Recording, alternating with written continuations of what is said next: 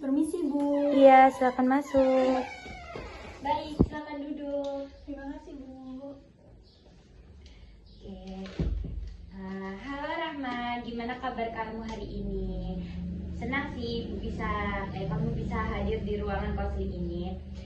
Di sini kamu bisa cerita dengan bebas dan apa yang kamu ceritakan akan saya jaga kerahasiaannya. Gimana perasaan kamu hari ini, Rahma? Baik sih, Bu. Cuman saya lagi merasa sedih karena nilai ujian saya jelek. Saya kecewa dengan diri saya sendiri. Oh, jadi gitu ya. Terima kasih ya kamu udah mau jujur sama ibu buat ceritain perasaan kamu. Itu langkah berani sih. Terus juga ibu di sini ingin mendengarkan lebih jauh. Ceritain aja apa yang buat kamu tuh kecewa sama nilai ujian kamu. Saya udah belajar sih, Bu, tapi nilai saya tetap rendah. Saya merasa bodoh. Saya jadi malas untuk belajar lagi. Rasanya kayak percuma. Oh gitu ya. Jadi kamu tuh udah berusaha, tapi ketika kamu melihat hasilnya rendah, kamu tuh ngerasa semua usaha kamu nggak berarti gitu. Bener kayak gitu? Iya, Bu. Teman-teman saya juga banyak yang nilainya lebih tinggi. Saya malu, takut dianggap gagal.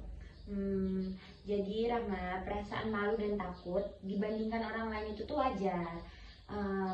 Tapi saya ingin tahu sebenarnya menurut kamu tuh apa yang membuat nilai ujian kamu bisa rendah kali ini? Mungkin karena saya sering belajar mendadak, Bu. Saya juga gampang terdistraksi, suka main HP. Jadi waktu belajarnya berkurang. Oh gitu ya. Terima kasih, kamu tuh udah bisa mengenali penyebabnya. Itu tanda kamu sebenarnya paham kalau masalah ini bukan karena kamu tidak mampu, tapi lebih karena cara belajarnya belum tepat. Gitu sih Rahma, kurang lebih. Tapi tetap aja sih, Bu, kalau nilainya rendah, berarti saya gagal kan? Di sini ibu tuh ingin meluruskan ya, kalau nilai ujian memang penting, tapi itu tuh hanya satu bagian dari perjalanan belajar. Satu kali nilai rendah itu tidak berarti kamu gagal selamanya. Kamu pernah nggak sih dengan pepatah kegagalan adalah guru terbaik? Iya, Bu, tapi tetap rasanya berat menerimanya. Saya bisa memahami itu. Kegagalan memang membuat hati terasa sakit, tapi justru dari situ tuh kita bisa belajar gimana memperbaiki strategi yang menentukan masa depan kamu, bukan satu ujian, melainkan nanti tuh gimana kamu bisa bangkit dari kejadian itu. Ibu boleh tahu nggak apa yang biasanya kamu lakukan sebelum menjelang ujian gitu? Biasanya saya baru belajar malam sebelum ujian, Bu. Kadang hanya baca sekilas. Kalau terlalu lama belajar, saya malah merasa bosan. Oh, saya mengerti. Jadi selama ini lebih banyak sistem kebut semalam ya? Bagaimana kalau kita coba buat rencana belajar yang ringan tapi rutin? Nggak perlu lama-lama, misalnya 30 menit setiap hari untuk mata pelajaran tertentu. Gimana menurut Rahma? Sepertinya bisa sih, Bu, tapi saya takut tidak konsisten.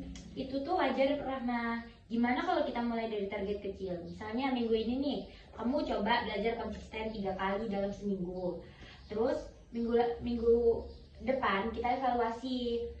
Dengan begitu kan kamu nggak merasa ada beban tersendiri. Iya, Bu, saya rasa itu bisa saya coba sih. Bagus.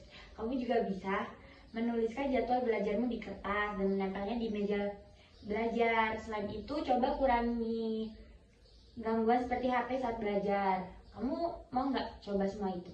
Iya, Bu, saya akan coba matikan HP saat belajar. Hebat, itu langkah yang sangat bagus. Ingat, bukan tentang belajar lama, tapi belajar dengan konsisten dan fokus. Jadi, hari ini kan kita udah menyepakati beberapa hal nih.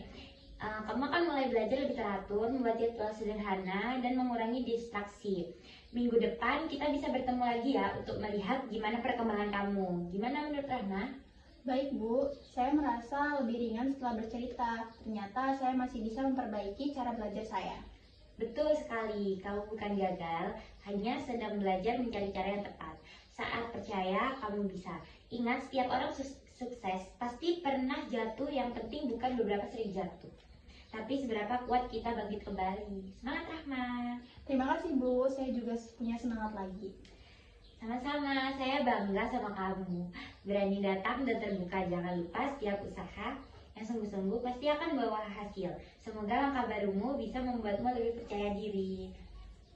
Terima kasih Bu. Sama-sama Rahma.